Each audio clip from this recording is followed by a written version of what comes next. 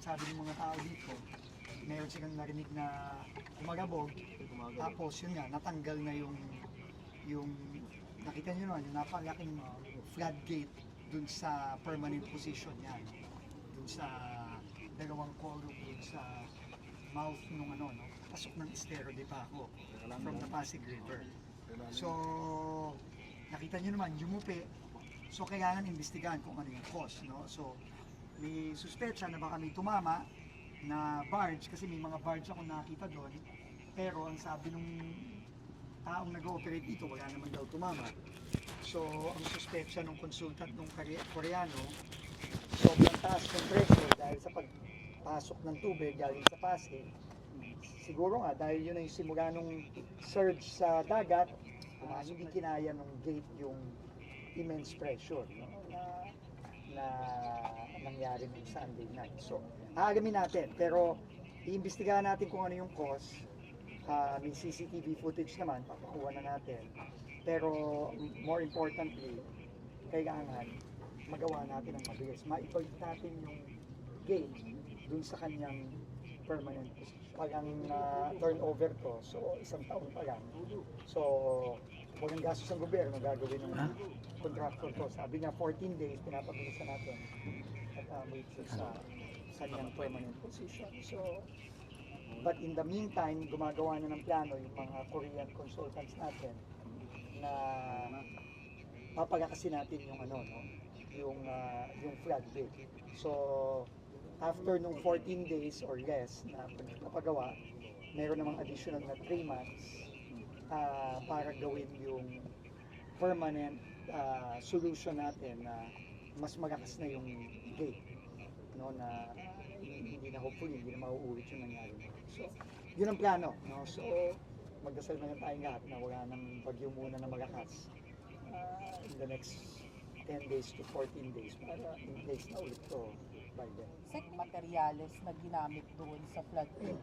Kasi na-UP siya eh. So, Papatignan natin. Pero, ano no, medyo may kumpiyansa tayo dito ng konti kasi World Bank funded project to and bintayan maigi ng World Bank ito. Pero, nonetheless, titignan pa rin natin, imbestigahan pa rin natin. Pero mas importante ngayon yung ano yung pinakamabilis na mapapagawa natin ulit, no, temporarily, para lang gumana yung mga pumps, no? So, just in case meron ulit pagtaas ng tubig, hindi naman maapektuhan yung area ng Paco, no? Yung dalawang barangay na tinamaan dito.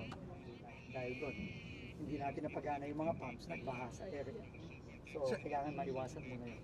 Sek, may mensahe kayo doon, yung sa 36 barangays affected. As of the meantime, ano po masabi? Oo, no, sa mga naapektuhan, no, gagawin natin ang mabilis na solusyon ko para hindi maulit yung nangyari nung nakaraang araw, no, nung tinamaan tayo ng uwan. Dahil nga nasira to, papasok pa rin si uwan nung nasira to nung 10 p.m. ng Sunday.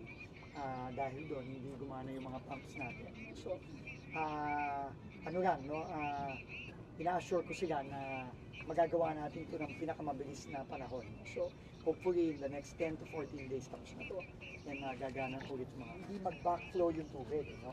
Kasi ang problema, kapag wala yung floodgate, hindi nakasara, yung tubig, babalik lang din. Kahit na gumana yung mga pump, babalik lang din yung tubig. So, bali wala yung purpose ng mga pump, no? So, kailangan talaga maibalik natin at ma-fix natin ulit yung floodgate para yung mga pumps magagawa nila yung dapat nilang magawa, no?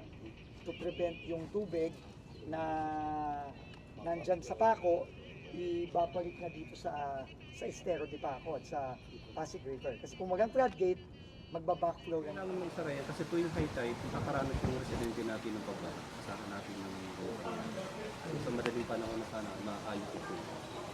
Tapos sir, pag nakakaranas ba tayo ng sama ng panahon, nagkakaroon po ng mga pag-ulan, yung mga bagyo, talaga pong malakas ang gagasapo ng Ilog Pasig at ito po yung pananggalang sana natin. Yes, yung unang pananggalang yan, at the same time yan ang magiging unang step para makapag-operate kami ng pumps. Close ang floodgate, tapos mag-operate na kami ng pumps. Gano'ng karami po residente na apektuhan ng pagka nagka-problema ito? May mga kabahayan na umaabot ng tuhod ng mga baha sa kanila, na kalsada na inaabot din ng baha. So dapat maayos-ayos. 1975 pa to. Yes. 76 mismo, 1976. Tapos na-turn over sa MMDA. No, nagkaroon ng modernization, 2022, na-turn over sa amin ng last year, 2024, ng November 26. Pakilinaw lang po, hindi po nasira itong pumping station. Ongoing operation kami, mababang elevation namin. Nasira mismo ay floodgate. Yun po ang malinaw dyan. Ano po posisyon nyo rito? Ako po yung plant engineer. Plant engineer, yes. Ano po pangalan nyo? Arnulfo Aguirre, Engineer Arnulfo Aguirre.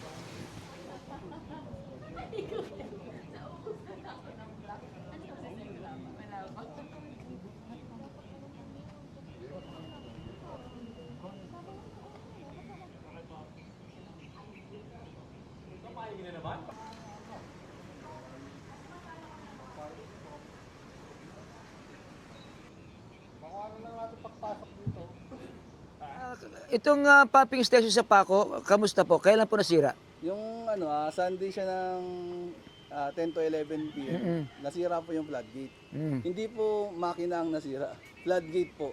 Operational po kami. Hindi ba nasira yan? Miski na nakalipas pa ano? Wala po. Ano po pinasira ng floodgate, sir? Ano po, sa lakas ng pressure ng ng Ilog Pasig. Ang taas 1180. Yung Karina po nasa 1160 lang 11.8. Ngayon Dahil po po sa bagyo 1180. ba yan? Ha? Dahil po sa Oo, bagyo dahil ba sa yan? bagyo. Mataas yun, pag mataas naman po yung Pasig, mataas. May bagyo po kasi. Pero hindi pa nagawa. Ngayon, ayun po, makikita nyo po doon, di pa po nagagawa. Kayo po operator? Operator po. Duty ng time na yun. Ano po pangalan nila? John Lloyd Arino. Okay.